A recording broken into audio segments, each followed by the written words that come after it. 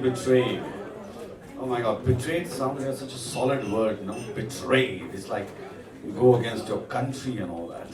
Well, not in that large sense, but I think all of us have been betrayed somewhere, somehow, what do you call, in some way. I can give you an example. Recently, Akshay Kumar betrayed me. That was my film, he took it away. So yes, we get betrayed pretty much every day. And it also depends on the profession you're in. Your profession demands betrayal. No, I wasn't. This is without it. Talk to me after the drink. I think betrayal is also very subjective. It could be betrayal to you, and for the other person, it's a judgment, it's a decision. So it's all relative. Right?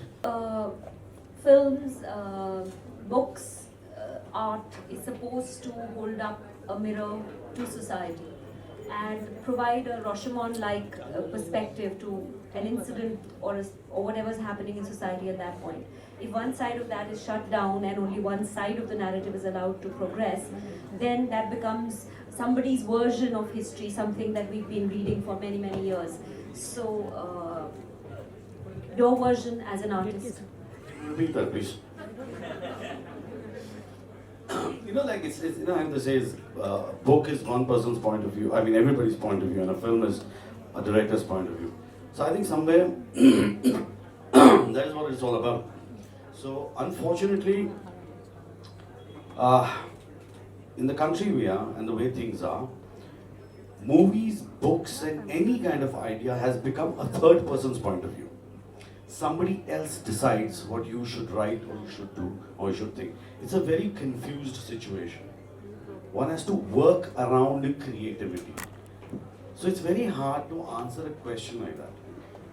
It's very difficult. See, I'll tell you honestly, we are in a position, we are in time where you have to weigh every word you say.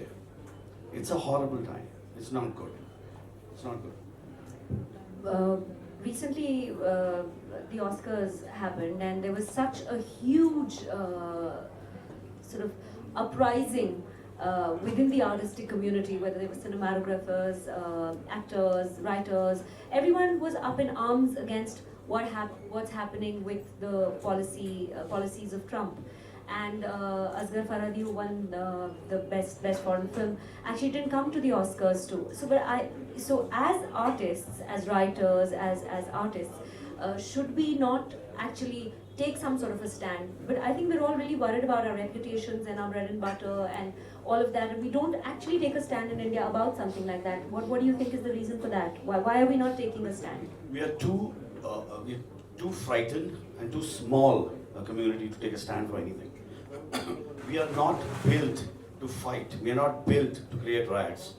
We are docile, soft, artistic people. We are not the kind of people who will throw stones at people. We are not the kind of people who are going to enter a place and create a riot. Therefore, we have to be quiet, unfortunately.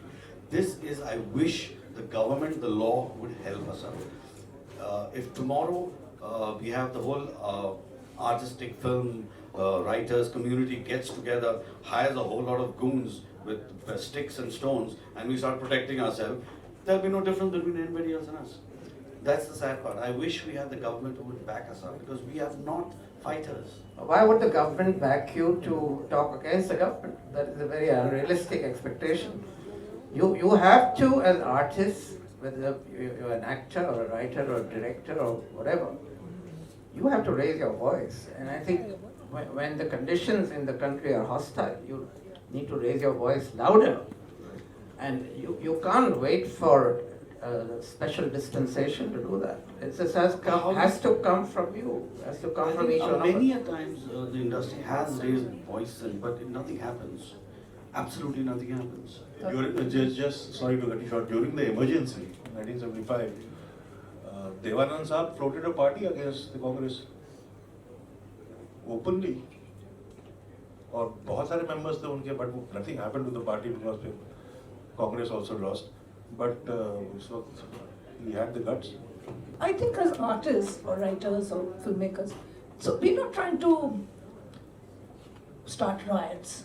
We're not trying to. So what can we do? We tell stories. And just yesterday we were talking that actually human civilization started with telling stories. When we started to tell stories, we moved from being one kind of species to another. Stories are the biggest currency that human beings have. And that's what we deal in. So when we start telling stories, maybe, cleverly, surreptitiously, but when we start introducing ideas, when we start introducing other points of view, that's the kind of thing that I think artists can do. We can't go out I there think and start riots. stories are told to children by their parents right from birth. I don't know how much it has helped. We are not getting any better. You know what I mean? I mean, if telling stories, if that would help, I don't know what would help. I mean, we've gone to another level of discussion. But the fact is, I'm not very happy with the way things are. So, it hurts me.